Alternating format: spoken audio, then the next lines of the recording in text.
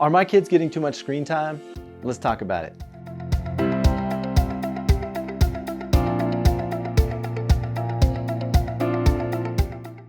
Guys, the American Pediatric Association came out with guidelines with regard to screen time for children. What is happening with all the screens? I think they're very, very engaging. We've done a really good job, like this video right here, to create engaging content that keeps people taking a look at things and keeps them coming back for more. With our children, it's important to have some boundaries on these things. They have a young developing mind and it can be easily influenced by that much screen time. Some of the ways that screen time can affect our children, it can affect their circadian rhythms. They can have difficulty time sleeping. They can skip meals and get really moody. I know my kids have done that before.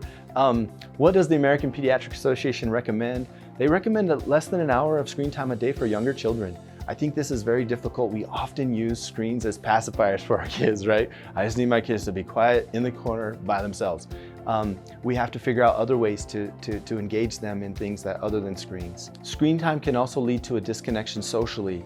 They get so involved in connecting with the screens that they forget how to connect socially to those around them, including family members and friends. Couple tricks about screens, guys. There's many ways for us to help our children navigate the screen scenario. One of them is just being cognizant of how much screen time are my children having. This includes all digital media, so any phone use, any iPad use. We have a plethora of screens in our homes. It's not just the television anymore. Being cognizant and aware of all your devices and where they are is super important tip number one.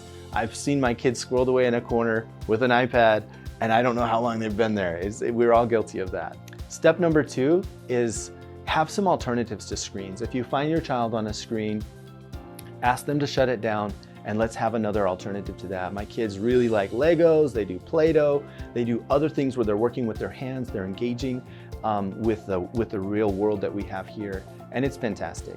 Steps that we can take as parents to help our kids with screens as well are just engage with them, play with them, read a book with them, connect with them, shut down the screens ourselves, right? It's often a problem with us as well. We have crack in our hand. It is our screen and it's super difficult to deal with for us as well as our kids. There's a couple of cool apps that we can use for our children.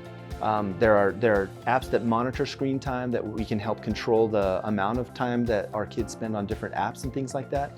As our children age and get into middle school and high school and they maybe have their own access to their own screen, it becomes even more difficult to manage. And so it's important to utilize those apps and those platforms to monitor screen time use and then maybe overuse of some of those more difficult apps. There's no question that screens are contributing to the attention deficit mentality in our children.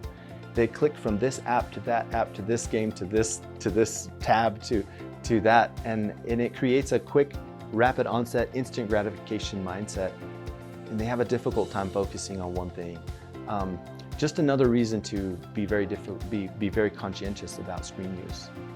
Hey guys, I hope this was helpful. At Voyage Direct Primary Care, we have a family medicine subscription. Our goal is to help our families have beautiful, functional lives. Screen time is a part of that equation for sure, and we just wanted to address it today. Hope it was helpful. Check out more information at voyagedpc.com. Subscribe and like our YouTube channel and our Facebook, and thank you for listening.